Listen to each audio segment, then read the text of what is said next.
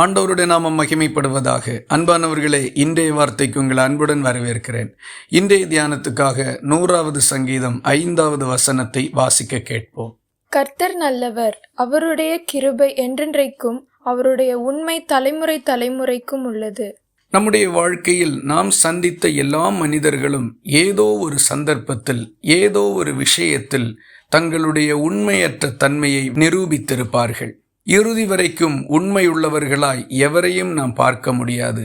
பேச்சிலே உண்மையில்லாத மனிதர்கள், வாக்குறுதிகளில் உண்மையில்லாதவர்கள், ஒப்புவித்த வேலையில் உண்மையில்லாதவர்கள், பணத்தில் உண்மையில்லாதவர்கள், இப்படி சூழ்நிலைக்கு ஏற்றாற்போல் மனிதர்கள் மாறிக்கொண்டே இருப்பார்கள். தங்கள் உண்மையை குறித்து கவலைப்படுகிறதும் இல்லை. ஆனால் நாம் ஆராதிக்கிற தேவனை குறித்து இந்த வசனம் சொல்லுகின்ற போது அவருடைய உண்மை தலைமுறை தலைமுறைக்கும் உள்ளது என்று சொல்லுகின்றார். ஆம், நம்முடைய தேவன் ஆபிரகாமுக்கு உண்மையுள்ளவராயிருந்தார். அதுபோல ஈசாக்குக்கும் யாக்கோபுக்கும் அவருடைய பிள்ளைகள் ஒவ்வொருவருக்கும் உண்மையுள்ளவராயிருந்தார்.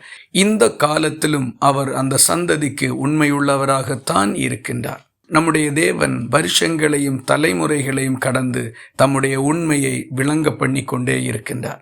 நாம் நம்முடைய வாழ்நாட்களில் சந்திக்கத்தக்க உண்மையுள்ள ஒருவர் உண்டென்றால் நம்முடைய கர்த்தர் மட்டும்தான். ஆனால் அநேக நேரங்களில் அவருடைய வார்த்தைகளையே நாம் சந்தேகப்படுகின்றோம்.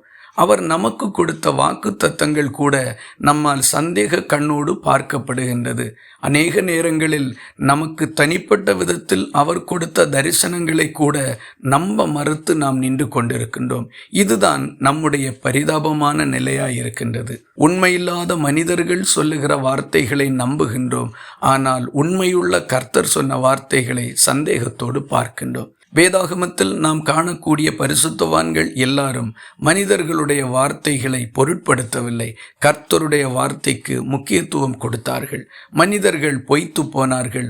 கர்த்தரின் உண்மையில் அவர்கள் எல்லாரும் வெற்றி பெற்றார்கள். ஆண்டவர் வார்த்தையில் உண்மையுள்ளவர், செயல்களில் உண்மையுள்ளவர். நம்முடைய எந்த சூழ்நிலையிலும் எல்லா காரியங்களிலும் கர்த்தரை மாத்திரம் நம்புவோம். அவர் உண்மையுள்ளவர்தான் என்று முழு நிச்சயமாக நம்புவோம். அவருடைய உண்மை நம்முடைய தலைமுறைகளுக்கும் அவருடைய உண்மை நமக்கு மட்டுமல்ல, நம்முடைய தலைமுறைகளுக்கும் கூட இருக்கும். இந்த வார்த்தைகள் இந்த நாள் முழுவதும் உங்களுக்கு ஒரு ஆசீர்வாதமாய் இருப்பதாக. ஜெபிக்கலாமா? கிருபையும் உண்மையும் நிறைந்த எங்கள் நல்ல ஆண்டவரே, நாங்கள் உம்மை நன்றியோடு ஸ்தோத்திரிக்கிறோம். நீர் எங்களுக்கு எல்லா காலத்திலும் உண்மையுள்ளவராய் இருக்கிறீர் என்றும் இனியும் இருப்பேன் என்றும் இந்த காலை வேளையில் எங்களோடு திருவுளம் பற்றி இருக்கிறதற்காக உமக்கு ஸ்தோத்திரம். எத்தனையோ மனிதர்கள் உண்மையில்லாதவர்களாய் எங்களை ஏமாற்றி நடுத்தெருவில் விட்ட நேரங்களில் நீர் எங்கள் ஆயுசு நாட்களில் ஒரு காரியத்திலும் ஒரு நாளிலும் கூட உண்மையற்றவராக இருந்ததில்லை. அதற்காக உமக்கு ஸ்தோத்திரம் செலுத்துகின்றோம். இனியும் வரும் காலங்களில் உம்முடைய வார்த்தையையும் உண்மையும் எல்லா விதத்திலும் நம்பி உம்முடைய உண்மைக்கு பாத்திரவான்களாய் வாழ எங்களுக்கு உதவி செய்தருளும். ஜெபத்தை கேட்டதற்காக ஸ்தோத்திரம்.